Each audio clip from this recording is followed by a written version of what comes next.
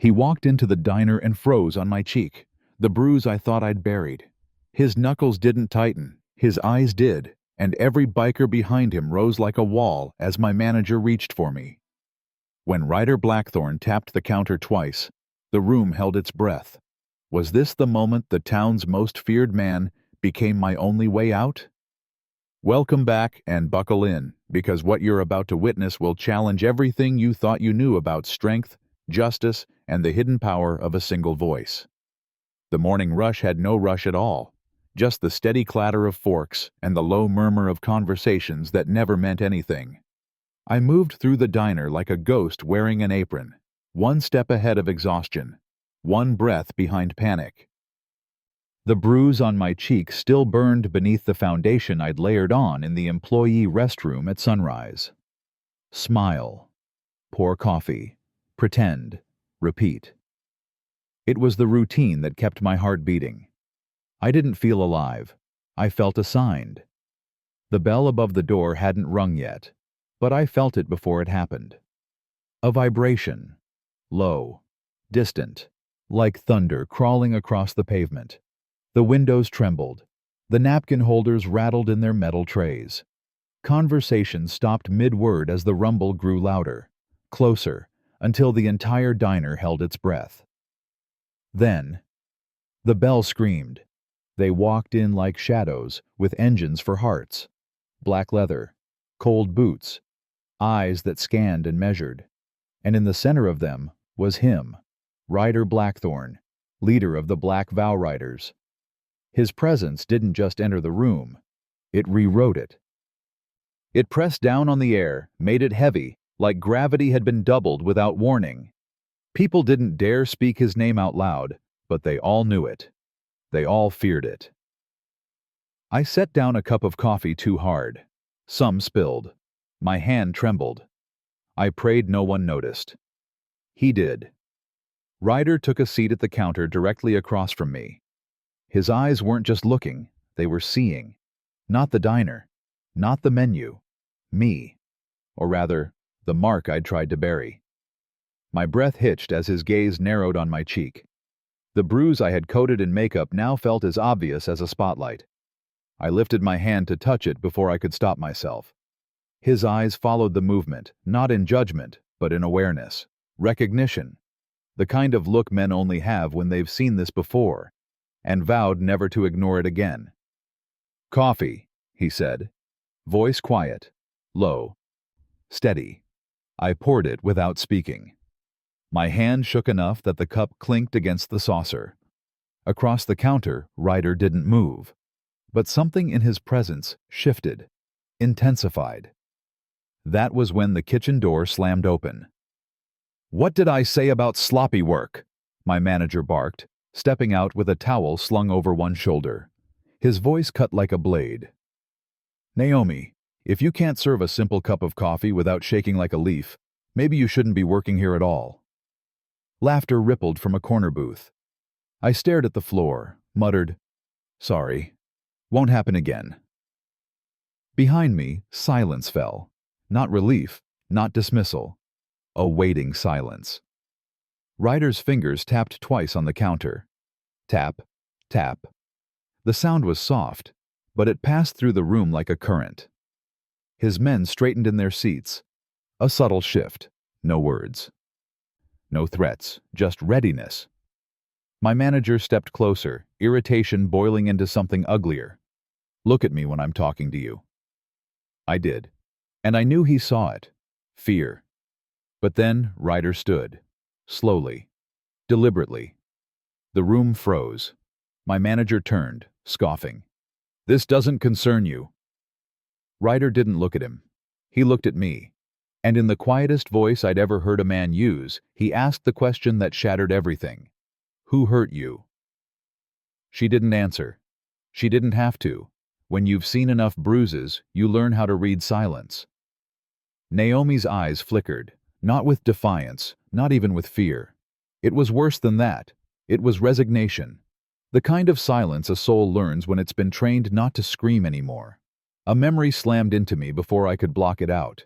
My mother in a dimly lit kitchen, sleeves pulled down in midsummer heat, My father's boots in the hallway, the weight of being too young to stop it. The echo of helplessness that never quite leaves you. That helpless kid still lives inside me. But he's not in control anymore. I am. And I don't allow history to repeat itself. Naomi didn't realize it, but the slight turn of her shoulder, the way she shrank when her manager approached, the automatic apology. I've seen it all before. Not on the streets, not in bar fights, in living rooms, behind polite smiles. Abuse doesn't always scream. Sometimes it whispers, and those whispers leave deeper scars. My crew felt it too. Hawk leaned forward in his booth, eyes fixed not on Naomi, but on the man who thought he owned the air she breathed.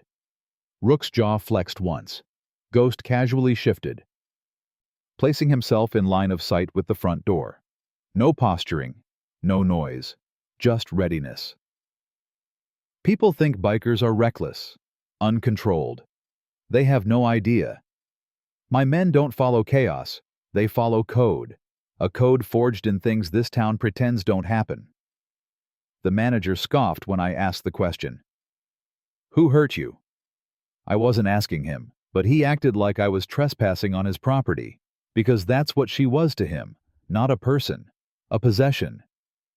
He stepped forward, puffing his chest, forcing a laugh. You got some nerve walking in here and questioning my employees. Do you think wearing leather makes you above the law? I didn't blink, because I don't answer to his idea of law. I answered without speaking, by standing still, by not backing down. The diner's windows reflected movement outside. 2 unmarked sedans idling at the curb. They'd been circling for the past 10 minutes. They didn't belong to the local sheriff. Too polished, too patient. They weren't here for a coffee refill. They were watching me, which meant one thing. They knew I was onto something. The manager's voice cut through my thoughts. If you and your little gang are trying to intimidate me, it won't work. This is my establishment, my rules. Behind me, boots hit the floor as my crew stood in unison. Not a threat, a warning. To the town, to the watchers outside, to the past itself. We're done being silent witnesses. The manager stepped face to face with me now, breath hot with arrogance. You think you're some kind of hero? You think you can walk in here and... That was far enough. I rose, slowly, deliberately. Every head in the diner turned. Tables stopped clattering. Breathing slowed. The entire atmosphere shifted, pulled tight like a trigger being squeezed. Our eyes locked, and I made a silent vow. This ends today. The next word out of his mouth would decide everything. I don't hear the chatter of customers anymore. I don't hear the clatter of plates, the hum of the lights, or the hiss of the coffee machine. All I hear is him, the steady, controlled sound of Ryder rising to his full height behind me, like the earth itself had chosen sides. And it wasn't his voice I feared. It was the silence before he spoke. My breath hitched as my manager stepped forward, trying to place himself between us. But Ryder was already there. He didn't shove, didn't threaten. He simply stood, his broad shoulders blocking the path like a wall built from steel and resolve. My manager's expression flickered, a flash of uncertainty. Then anger returned. He leaned toward me, not Ryder. His voice dropped to a whisper only I could hear. Whatever fantasy you're thinking of right now, stop, he hissed. You belong here. Don't forget who signs your checks, and who can end you. My stomach twisted. My mind wasn't in the diner anymore. It was flashing. Back to last night. His hand gripping my wrist, the bruise forming beneath my skin like spreading ink. The floor cold against my knees, my voice begging, I'll do better, I promise, please. My breath stuttered. I was slipping. Back into silence, back into obedience, back into the place where my voice didn't exist. But then, a sound, not loud, not violent. Tap. Ryder's fingers drummed twice on the counter beside me, a signal. His men straightened behind him, Every one of them locked onto my manager with the same expression. Try it. Just try. Ryder didn't touch me. He didn't grab me or pull me aside. He simply stepped between us. I hadn't realized until that moment how it felt to stand behind protection that did not demand anything in return. He didn't look at my manager when he spoke. He looked at me. "Do you want to step back?" he asked quietly. No one had ever asked me what I wanted in a confrontation before. My lips parted. No sound came out. My manager scoffed, louder now for everyone to hear. "She's fine, aren't you, Naomi?" The old me would have nodded, forced a smile, agreed. The old me was still alive, shaking, terrified, begging me to say yes, to back down, to survive. But Ryder's presence was a gravity I couldn't ignore. He didn't pressure me. He didn't even speak again. He simply waited. My heartbeat thundered in my ears. My throat constricted. Finally, I stepped back, not in retreat, in refusal. My manager's eyes widened. Fury flashed. He stepped forward, voice rising. "You think these bikers are going to save you? You think they'll still be here tomorrow? You think anyone cares what happens to you?" A tremor of fear surged through me, then shattered. Because Ryder turned his head, slowly, and leveled a gaze so steady, so lethal in its calm, that the entire diner went silent. He wasn't defending me with fists. He was defending me with truth, with presence, with the kind of strength that doesn't need to shout to be heard. I didn't know whether to cry or breathe for the first time in months. Then, the bell above the door screamed, not chimes. A warning. 2 uniformed officers stepped inside, eyes scanning the diner. The entire room froze. My manager's smirk returned. Ryder didn't move, and my heart whispered the question everyone else was too afraid to ask. Were they here to protect me or to take him down? The officer's boots hit the floor like a judge's gavel. The air in the diner ripples with expectation. Everyone ready to witness the takedown of Ryder Blackthorn, town menace, outlaw king, the man mothers warned their children about. Everyone, except my men. They stay still, silent, waiting, because they know who I am, even if this town doesn't. My manager straightens his stained apron and steps forward with arrogant relief plastered across his face. "Officers," he says loudly, gesturing toward me, "you're just in time. This man is threatening my staff and disrupting my business. I want him out in cuffs." The taller officer doesn't look at him. He doesn't even glance at me. He looks at Naomi. "Miss," he says, voice low, professional. "Are you all right?" The entire diner stills. My manager blinks, confused, then lets out a half laugh. "She's fine. She's just overwhelmed. You know how they get." He leans in closer to Naomi, voice a poisonous whisper. "Tell them you're fine." Naomi doesn't answer. Not because she's unwilling, because she's unable. Her body is locked in survival mode, the kind that makes words get stuck in throats and truths get lost in fear. The second officer steps toward me. Everyone tenses. My men rise silently behind me, shoulders squared. No weapons drawn. They don't need them. The officer nods once. Not as a warning, as acknowledgement. "Blackthorn," he says quietly, respectfully. The diner gasps. My manager recoils. What did you just call him?" The officer ignores him. "Has the situation escalated?" he asks me. "Depends," I respond. "She hasn't spoken yet." The shorter officer pulls out a notepad, addresses Naomi again. "Miss, are you in danger working here?" My manager lets out a harsh laugh. "This is ridiculous. She's fine. She knows her place." Rook steps forward from behind me. Just a shift of posture, enough to silence the entire room. The tall officer finally turns toward the manager, voice cool, calculated. We've received multiple anonymous reports connected to this establishment, he says. We are obligated to investigate employee safety. The manager's face darkens. Anonymous? This is a setup. He put you up to this.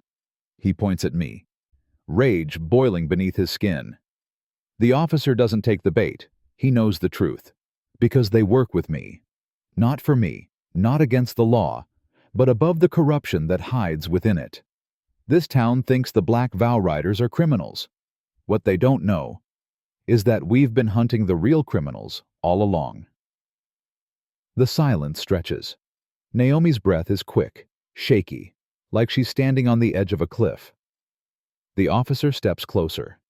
Then, in the quietest moment of the morning, he asks the question that will decide everything. Naomi, do you feel safe here? The entire diner stops breathing. And for the first time, all eyes are not on the biker, but on the girl with the bruise she tried to hide.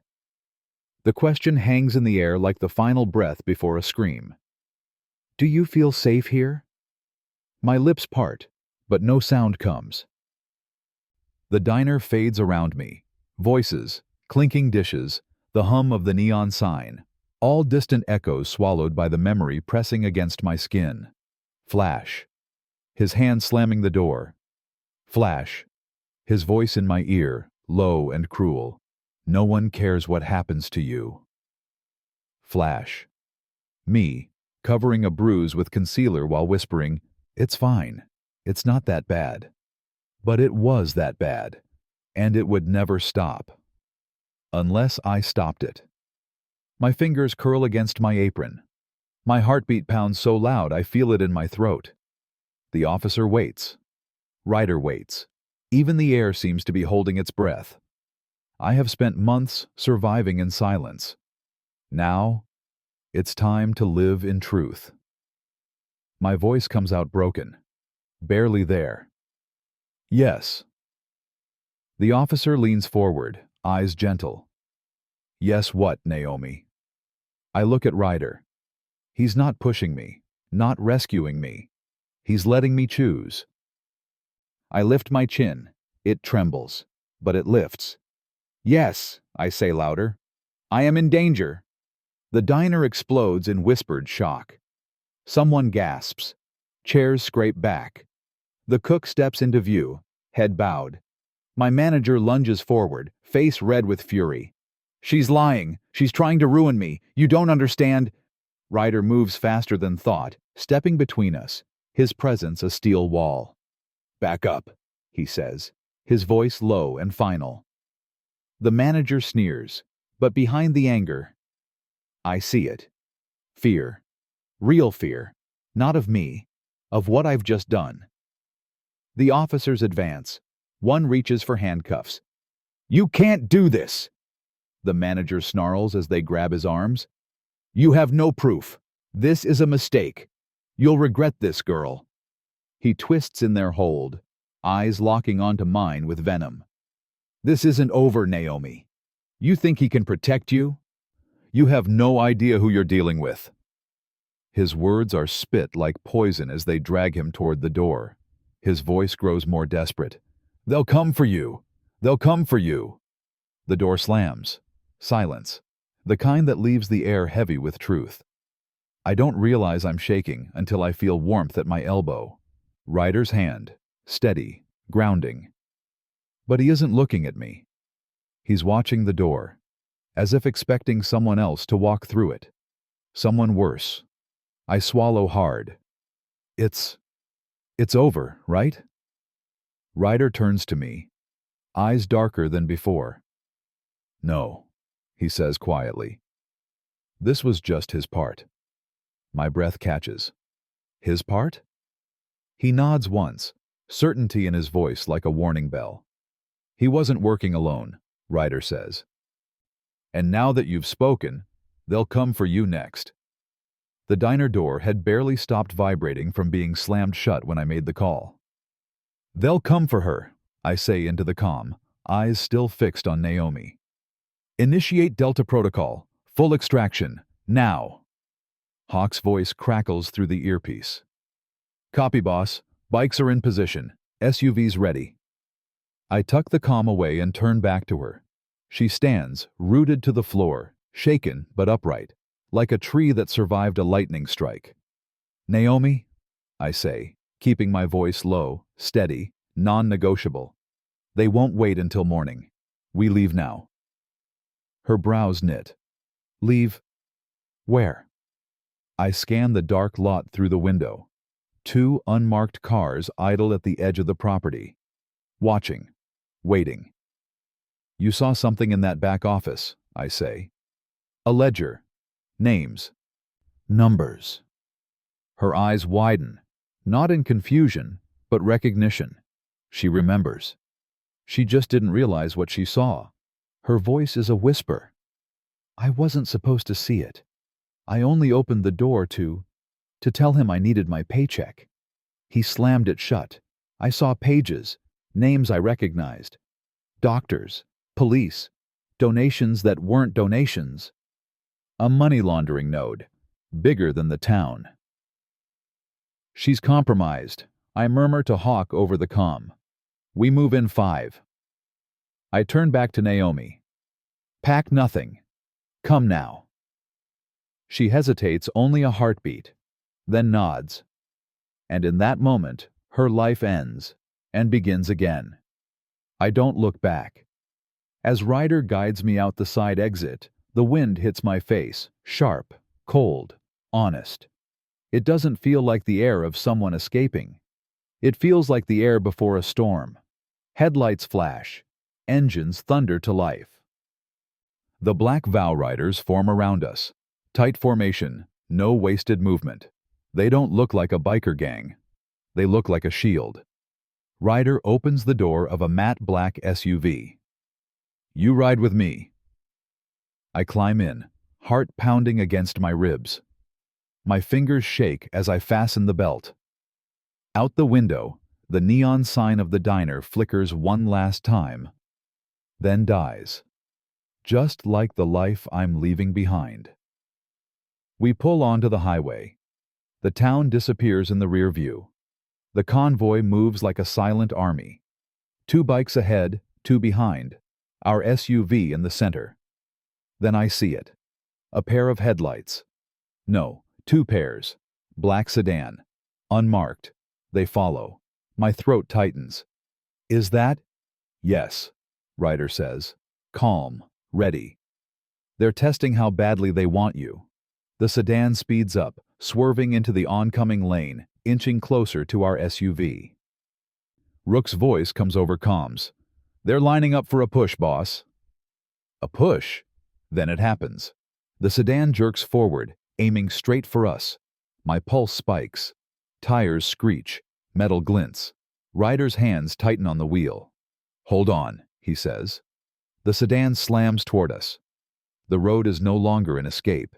It's a battlefield. The SUV skids to a halt, gravel spraying as Ryder kills the engine. My heart is still racing from the chase, but instead of a dark bunker or cold warehouse, I see a cabin. A warm light glows through lace curtains. Smoke curls lazily from a brick chimney. It looks like someone's grandmother lives here, not an outlaw biker gang. Hawk swings the door open. We're clear. Bring her in. Inside, the scent of cedar wood and something sweet. Vanilla wraps around me. A wool blanket is draped over a leather chair. On the table, a chipped mug steams beside a plate of cornbread.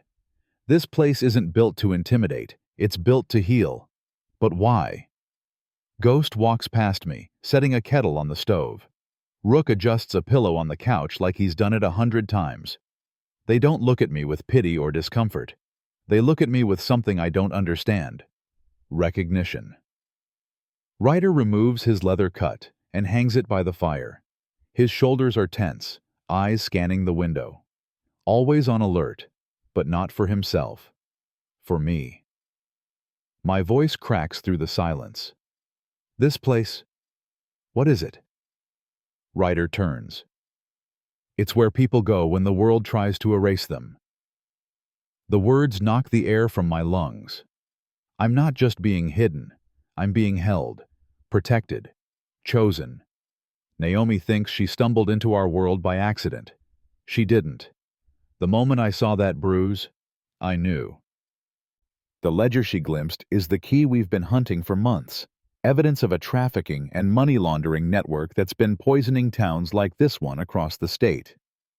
Using cops, using judges, using men like her manager to keep women silent. She's not a victim of chance. She's a witness. Ghost moves to the map on the wall. Pins and red lines connect multiple towns in a spiderweb of corruption. Naomi's diner sits right on the line, Ghost says. Distribution center. Payments in cash, washed through customer transactions. Hawk adds. Ledger shows regular drop-offs from key players. Judge Harris, Dr. Myers, Councilman Avery. Naomi's eyes widen. Avery was sitting in the diner last week. He's friends with my manager. Of course he is. He's not your manager, I correct. He's your handler. She flinches, but not from fear. From awakening. Tears don't fall. Instead, she stands taller, like truth is straightening her spine. I watch her inhale, collect herself. Then she looks at me, steady. What happens now? She asks. I meet her gaze. Now, we take it all down. For the first time in months, I don't feel powerless. I feel angry, the kind of anger that burns away shame and leaves only clarity. They're going to destroy evidence, I say. That ledger, it's still in the office. They'll move it. Ryder nods. We know. We'll retrieve it tonight. I shake my head. They'll know where you look. They'll hide it in a secondary location. I know his habits. I know his codes. I take a breath. I'm going with you. Rook stops sharpening his knife. Ghost actually looks up from the map. Ryder's eyes harden, not in disapproval, in calculation. You understand what that means? He asks quietly. Once you choose to stand, you can't ever go back to the life you knew. I step forward. I don't want the life I knew. My voice is not the voice of a victim. It's the voice of someone rising. The hunted has chosen to become the hunter. The night wind cuts against my skin as Ryder's motorcycle roars down Main Street. But this time, I don't cling to him in fear. I grip the bike with steady resolve. The town that once watched me with pity now watches with anticipation. Curtains twitch. Doors open. People sense it. The night everything changes has arrived. The diner appears ahead, lit by a single harsh light above the door. It doesn't look like a place where I was broken. It looks like the place I will rise. Ryder stops the bike. His men form a protective circle. I swing my leg over the seat and step forward, not behind him but beside him. He doesn't stop me. He doesn't shield me. He walks with me. We push open the diner door. The bell shrieks, echoing through the silence. And there he is. Councilman Avery sits at the counter, the ledger open in front of him like a trophy. His polished suit glints under the light. His expression is calm, too calm. Naomi, he says smoothly, as if greeting an old friend. I was wondering when you'd find the courage to stop running. My heartbeat stays steady. I didn't stop running, I reply. I started fighting. Avery turns to face me, arrogance dripping from every word. You think you've won because you exposed a low-level enforcer? This town needs me. I am the law here. He doesn't understand. We didn't come for the law. We came for the truth. I pull out my phone and press a single button. The screen glows red. Live. Across Maple Ridge, every phone, every TV with public access, every live stream subscriber receives the broadcast. Avery doesn't notice. He's too busy gloating. You see, Naomi, he continues, your pain was never personal. It was necessary. A tool. Some of us are chosen to make hard decisions. If a few women suffer so the machine keeps turning, Naomi steps forward. Say it. Say it so they all hear. He smirks. You were a nobody, a disposable piece in a very profitable system. Rook's voice comes softly through my earpiece. Broadcast confirmed. The entire town is watching. I angle the screen, revealing the live stream icon. Avery's face drains of color. For the first time, he realizes he's not in control. His mask drops. "You think this will change anything?" Avery snarls. "These people are weak. They'll forget by morning." I shake my head. No, they're not weak. They were afraid, like I was. But fear ends when someone fights back. He lunges across the counter, faster than I expect. But I don't step back. I step forward. His hand reaches for me. And that's when the live stream spikes to maximum viewers. Thousands are watching. Their silence isn't fear anymore. It's anticipation. The moment the corrupt fall, and the broken speak. His hand is inches from her throat when the screen freezes. Every viewer in town holding their breath. Avery's hand slices through the air toward me, but I don't freeze this time. I move. Not away, but forward. His fingers barely graze my sleeve before I step inside his reach and shove his arm aside with a force I didn't know I had. He stumbles backward, crashing into the counter. The entire diner goes silent, except for the echo of that one defining truth. I am not his victim anymore. Ryder is there a heartbeat later, not intervening, witnessing. Because this isn't his battle to finish. It's mine. Avery tries to rise with a snarl, but red and blue lights explode through the windows as outside authorities swarm the lot. These aren't local officers. These are state agents. Federal jackets marked with bold letters that promise consequences far beyond this town. The door bursts open. "Avery Carlisle," an agent announces. "You are under arrest for conspiracy, trafficking, extortion, financial crimes, and obstruction of justice." Avery's face crumples. "You can't do this," he spits, still staring at me. "You think they'll protect you, girl? You think this town will ever respect you?" I take a step forward, steady, unafraid. "They don't have to respect me," I say, "but they will hear me." Gasps rise from the doorway. Townspeople have gathered, drawn by the live stream and sirens. Faces I've seen for years, faces that once looked away, are now watching with wide, shameful eyes. And then something happens that I never could have imagined. An elderly woman steps forward. "We failed you," she whispers. "But we see you now." Another voice follows, then another. Not pity, accountability. Avery is led out in cuffs, shouting empty threats that dissolve into the night like smoke. No one listens anymore. They're not afraid of him. They're listening to her. Naomi stands in the center of the diner, head high, shoulders squared, as if anchored by something unbreakable inside her. The bruise on her cheek is still there, but now it's no longer a mark of silence. It's a mark of survival. I step toward her, not as a savior, as an equal. "You changed everything tonight," I say. She turns to me, eyes shining with strength, not tears. "No," she replies softly. "I finally spoke what was always true." Behind us, townspeople begin quietly pulling down the diner's sign. Not in destruction, but in rebirth. Maple Ridge is waking up. And Naomi lit the fuse. The air outside smells like rain and freedom. Ryder stands beside his bike. He holds out a helmet, not to protect me, but to empower me. "You can ride with us," he says quietly. "Not because you need guarding, but because you have a mission now." I look at the road stretching into the horizon. For the first time in my life, it doesn't look dangerous. It looks possible. I take the helmet, I put it on, and when I climb onto the back of Ryder's motorcycle, it's not as a woman running from her past. It's as a woman riding toward her purpose. The engines roar to life. The town watches us go, not in fear, but in respect. As we speed into the rising sun, wind against my face, I close my eyes and let the truth echo through every part of me. A bruise fades, but a voice does not. Thanks for watching. Comment your favorite part of the story.